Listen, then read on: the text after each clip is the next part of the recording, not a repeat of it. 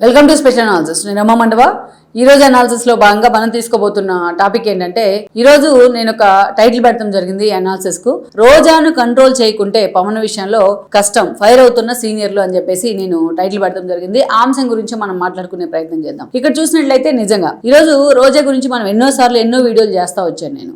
ఏదైతే పొలిటీషియన్స్ లో అమ్మాయిలకు అవకాశం వచ్చేదే చాలా తక్కువ. నిజంగా మహిళా సాధికార గురించి ప్రతి వాళ్ళు మాట్లాడేటప్పుడు, మైకులు విరగొట్టేటప్పుడు ఏమని చెప్తారు? మహిళల గురించి ఆకాశంలో సగమని పొగుడుతూ ఉంటారు, కానీ అవకాశాల దగ్గరకు వచ్చేటప్పటికి మాత్రం అవి అరాకొరాగా మాత్రమే ఉంటాయి. దట్ పర్టికులర్ గా పొలిటికల్ ఫీల్డ్ లో మాత్రం చాలా తక్కువ ఉంటాయి. అసలు అక్కడ ఆ వేదిక మీద అవకాశం రావడమే తక్కువ. దాంట్లో అవకాశం వచ్చిన వెంటనే పదవులు దొరకడం, గెలవడం, మంత్రి పదవులు రావడం ఇవన్నీ చాలా తక్కువ. చాలా అవకాశం అనేది నేను ఇందాక ఆల్రెడీ చెప్పినట్టు చాలా కష్టం అవకాశాన్ని దక్కించుకోవడమే. అలాంటిది ఎంత ఐడియల్ గా ఉండాలి అలాంటి అవకాశం దక్కితే. కానీ రోజా కంప్లీట్ ఇప్పుడు మనం చెప్పుకున్న దానికి అపోజిట్. ఒక మహిళా నేత ఎలా ఉండకూడదు అనడానికి రోజా ఒక లైవ్ ఎగ్జాంపుల్. ఎన్నోసార్లు చెప్తా ఉంటాను నేను అది. అదే రోజాకు ఒక మంచి వాయిస్ ఉంది, మంచి ఆమె ప్లెజెంట్ గా ఉంటుంది, మంచి వాయిస్ ఉంది, మంచి మళ్ళీ సినీ బ్యాక్గ్రౌండ్ ఉంది ఆవిడే. ఎందుకంటే సినీ గ్లామర్ కూడా యాడ్ అయింది ఆవిడకి రాజకీయాల్లో సైతం. అలాంటి ఒక వ్యక్తి నిజంగా తన శాఖ మీదో తన సబ్జెక్ట్ మీదో ప్రజల సమస్యల మీదో సీరియస్ గా ఆవిడ ఫోకస్ పెట్టుంటే ఈ రోజు రోజా రాష్ట్రంలో ఒక తిరుగులేని మహిళా నేత అయి ఉండేది. ఎక్కడైనా సరే, ఏ పార్టీ ఏదైనా కావచ్చు. కానీ ఆవిడ ఎప్పుడు కూడా మిగతావన్నీ వదిలిపెట్టి తన నోటికి మాత్రమే పదును పెడుతుంది. పోనీ ఆ నోటికి సంబంధించి ఆ పార్టీలో చాలా మంది మహిళా నేతలు ఉన్నారు రోజాతో పాటు. ఒక వాసిరెడ్డి పద్మ ఉన్నారు మొన్నటిదాకా. అదేవిధంగా చూస్తే ఒక శాంతి ఉన్నారు, రెడ్డి శాంతి ఉన్నారు. అంతకుముందులో గీత అనే ఎంపీ కూడా ఉండేవాళ్ళు. ఆ తర్వాత మనం చూస్తే ఒక పుష్ప శ్రీవాణి, ఒక విశ్వేశ్వర కళావతి, ఇలాంటి నేతలు, ఒక సుచరిత, ఒక వనిత, ఇలాంటి నేతలు ఎంతో మంది ఉన్నారు. వీళ్ళల్లో ఎప్పుడైనా ఇప్పుడు నేను చెప్పిన పేర్లలో ఎవరైనా సరే ఒక్కసారైనా ఎప్పుడైనా బూతులు మాట్లాడడం మనం చూసామా? ఎప్పుడు చూడం. వాళ్ళు సబ్జెక్టే మాట్లాడతారు. జగన్మోహన్ రెడ్డిని కావాలంటే పొగుడుకుంటారు, లేకపోతే సైలెంట్ ఉంటారు. అంతేగాని చంద్రబాబు నాయుడు విధానాలు నచ్చకపోతే విమర్శిస్తారు. ఏ రోజు ఈ నేతలు ఎవరు కూడా బూతులు మాట్లాడింది మనం చూడాలి. ఈవెన్ హోమ్ మినిస్టర్ గా పనిచేసిన వాళ్ళు కూడా. కానీ వీళ్ళందరికంటే ఇవి ఎందుకు అతీతం? కేవలం తన నోరు వల్ల, తన నోటితో వచ్చే డైలాగుల వల్ల, ఆ డైలాగుల్లోంచి వచ్చే బూతుల వల్ల. అలా రోజా ఎప్పుడు కూడా ఏదో ఒక రూపంలో వార్తలో ఉంటుంది. నిజంగా అదేదో సినిమాలో చెప్పినట్టు ఈవిడ మాట్లాడకపోతే తట్టుకోలేదు. మైకుని చూస్తే ఈవిడికి అందరికి ఒక్కొక్క వీక్నెస్ ఉన్నట్టు ఈవిడ మైకుని చూస్తే ఈవిడికి ఒక వీక్నెస్. మైకుని చూసినా, ఆ మీడియా లోగోలు చూసినా, ఏది చూసినా ఈవిడికి ఒక వీక్నెస్. ఏదో మాట్లాడబోయి ఏదో మాట్లాడుతూ ఆ పార్టీని ఎన్నోసార్లు పుట్టిముంచే ప్రయత్నం చేశారు రోజా. ఈ రోజు చూసినట్లయితే ఏ ఇష్యూలో తీసుకున్నా అదిగానే మాట్లాడతారు, అదిగానే స్పందిస్తారు. ఏదో ఒక యారగెంట్ గా మాట్లాడిపోయి అడ్డంగా పార్టీని కూడా ఇరికించే ప్రయత్నం చేస్తారు. ఆవిడ కారణంగా, ఆవిడ నోటి కారణంగా మేము ఎన్నోసార్లు ఇబ్బందులు పడ్డాం అనేది ఆ పార్టీ నేతలు ఎన్నోసార్లు చెప్తా వచ్చారు. ఈవెన్ మొన్నటి ఎన్నికల్లో ఆ పార్టీ 11 సీట్లకు పరిమితమైన తర్వాత చాలా మంది నేతలు మాట్లాడారు రోజా కారణంగానే, అలాంటి నోటి దురుసు కారణంగానే తాము ఇబ్బంది పడ్డాం అనేది. కానీ జగన్మోహన్ రెడ్డి మాత్రం ఇప్పటిదాకా ఆవిడని ప్యాంపర్ చేస్తానే వస్తూ ఉన్నారు. ఏదో ఒక ఇష్యూ మొన్నటి కొన్ని మనం చూసాం. సరే, గతంలో ఆవిడ ఏం మాట్లాడారు? అటు చంద్రబాబు నాయుడు ఫ్యామిలీని, చంద్రబాబు నాయుడిని, లోకేష్ను, బ్రాహ్మణిని ఏ స్థాయిలో టార్గెట్ చేశారు? ఆఖరి పవన్ కళ్యాణ్ని, ఆయన ఫ్యామిలీని, ఆయన సినిమాలను, ఆయన పెళ్లిళ్ళను కూడా ఏ విధంగా హేళన చేశారో మనం చూసాం. ఆఖరికి పీక్లోకి వెళ్ళిపోయింది. మనం పవన్ కళ్యాణ్ జనవాణి జనసేన కార్యక్రమానికి వైజాగ్ వెళ్తే, వైజాగ్లో ఆ రోజు వీళ్ళంతా మంత్రుల పేరుతో వైసీపీ గర్జన అని పెట్టుకుంటూ పవన్ కళ్యాణ్ని వైజాగ్ వేదికగా అష్టదిగ్బంధం చేసే ప్రయత్నం చేశారు. ఆ రోజు చూసాం ఎయిర్పోర్ట్లో పవన్ కళ్యాణ్ ఎదురు పడితే మిడిల్ ఫింగర్ చూపించారు పవన్ కళ్యాణ్కి. అంతకన్నా ఒక పొలిటీషియన్ ఇంకా దిగజారే పరిస్థితి ఎప్పుడు కూడా ఉండదు. నిజంగా ఈవిడ మనం దిగజారుదు అనుకున్న ప్రతిసారి దిగజారుతూనే ఉంటుంది. ఈవిడైనా ఒకప్పుడు వైఎస్ రాజశేఖర రెడ్డి ముఖ్యమంత్రిగా ఉన్నప్పుడు నెల్లూరు అట్లాంటి చోట్ల బెల్ట్ షాపుల దగ్గరికి వెళ్ళి అక్కడ బాటిల్స్ అన్ని పగలగొట్టి ఒక దోబగుంట రోసమ్మ లెవెల్లో ఆ రోజున పేరు తెచ్చుకుంది ఆవిడ. ఆమెతో కంపేర్ చేయలేం, కానీ ఒక ఫైర్ బ్రాండ్ అనే ఇమేజ్ వచ్చింది. ఈవిడైనా అసలు ఆ రోజే ఈ రోజేనని నాకు చాలాసార్లు డౌట్ వస్తూ ఉంటుంది.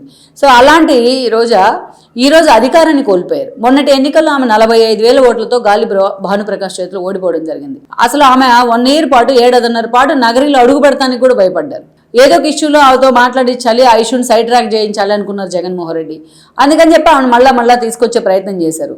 ఆఖరికి ఈవిడ కోసం పెద్దిరెడ్డి అనుచరులైన కేజే కుమారు, కేసీ శాంతి లాంటి వాళ్ళని కూడా జగన్మోహన్ రెడ్డి పక్కన పెట్టారు. సో ఇప్పుడు ఏదో ఒక రూపంలో నగరంలోకి ఎంట్రీ ఇచ్చే ప్రయత్నం చేసింది.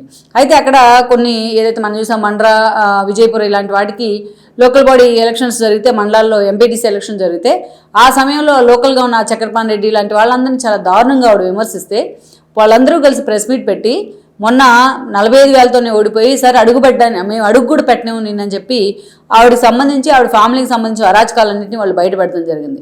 ఇప్పుడు దాకా వాళ్ళకి కౌంటర్ కూడా ఇవ్వలేదు ఆమె. అంటే వాళ్ళు చెప్పినవన్నీ నిజమే కదా. అయినా సరే జగన్మోహన్ రెడ్డి మాత్రం ఆమెను ప్యాంపర్ చేస్తూనే ఉంటారు. జగన్మోహన్ రెడ్డి ఆమెని కనుక కంట్రోల్ చేస్తుంటే ఈరోజు రోజా ఈ స్థాయిలో రెచ్చిపోయి ఉండేది కాదు. మొన్న మనం చూసాం. రీసెంట్గా ఇప్పుడు జరుగుతున్న ఇష్యూ మనం ఒకసారి గమనిస్తే ఆమె విజయ్ గెలుపు తర్వాత చాలా అందరూ కూడా ఆ పార్టీ ఓన్ చేసుకుంది విజయ్ని. గతంలో ఆయన జగన్ తను కలిసిన ఫోటో పట్టుకోవడాన్ని హైలైట్ చేసుకుంటూ విజయ్ మావాడే అని వాళ్ళు ఓన్ చేసుకున్నారు. ఆ సోషల్ మీడియా కూడా వైఎస్ఆర్సీపీ సోషల్ మీడియా అంతే హైలైట్ చేసింది.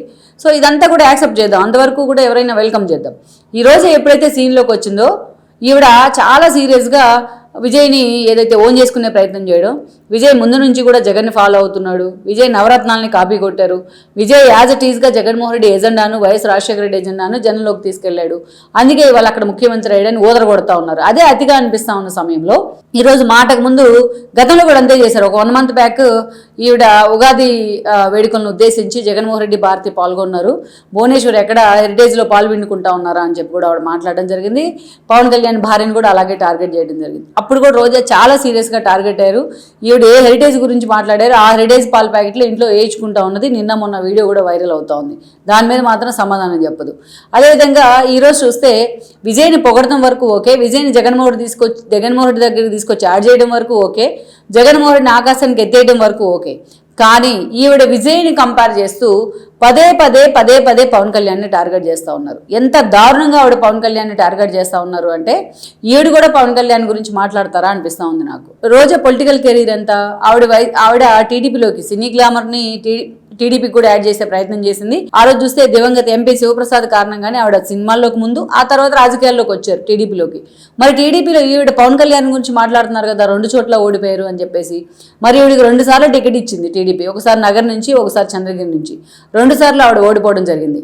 ఆ తర్వాత ఈవిడికి పార్టీ మహిళా అధ్యక్షురాలు పదవి ఇచ్చారు. పాపం స్టాల్ వార్డ్స్ లాంటి నేతలు చేశారు ఆ పదవిలో.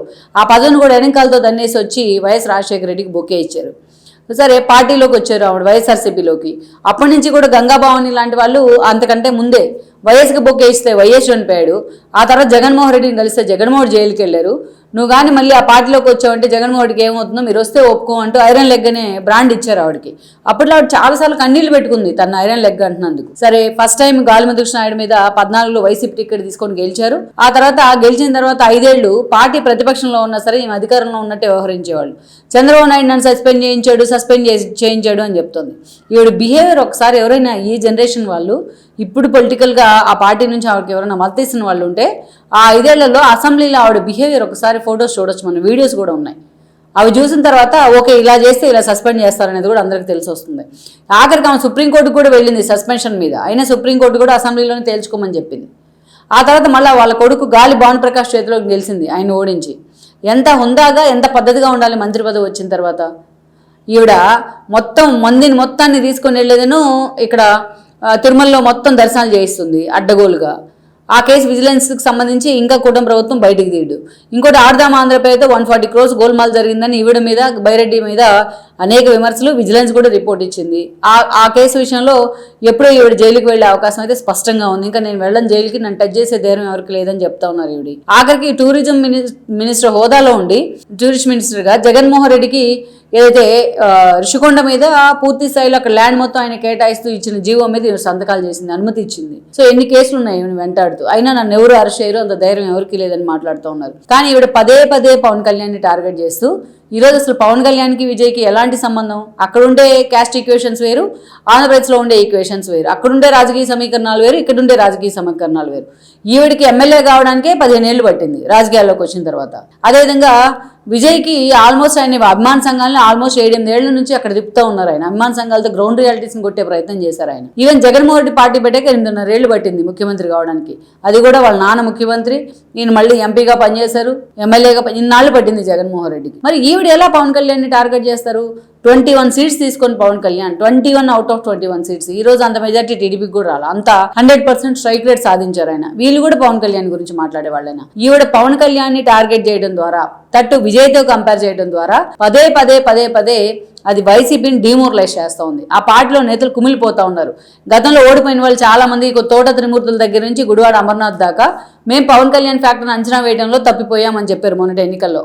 ఇప్పటికి అందుకే చాలా మంది నేతలు అసలు పవన్ కళ్యాణ్ గురించి మాట్లాడడానికి వెనుకంజ వేస్తూ ఉంటారు. అలాంటిది కూడా నిద్ర లేసే చాలు, నోరు తెరిసే చాలు పవన్ కళ్యాణ్ టార్గెట్ చేస్తూ ఉంది. జెండాలు మోసే కూలీలు అని చెప్పి ఆ పార్టీ క్యాడర్ను కూడా అవమానిస్తూ ఉంది. ఇది వైఎస్ఆర్సీపీకి బూమరాంగ్ అవుతా ఉంది. అందుకే చాలా మంది నేతలు ఆవిడ కంట్రోల్ చేయకపోతే పార్టీని ఆవిడ ఇంకా డ్యామేజ్ చేస్తుందని వాపోతా ఉన్నారు. జగన్మోహన్ రెడ్డితో కూడా చాలా మంది రైతులు ధైర్యం చేసి ఇదే అంశం మీద మాట్లాడుతూ ఉన్నారు. ఇప్పటికైనా ఆవిడ్ని జగన్మోహన్ రెడ్డి కంట్రోల్లో పెట్టే ప్రయత్నం చేస్తారా లేదా అన్నది మనం చూడాలి.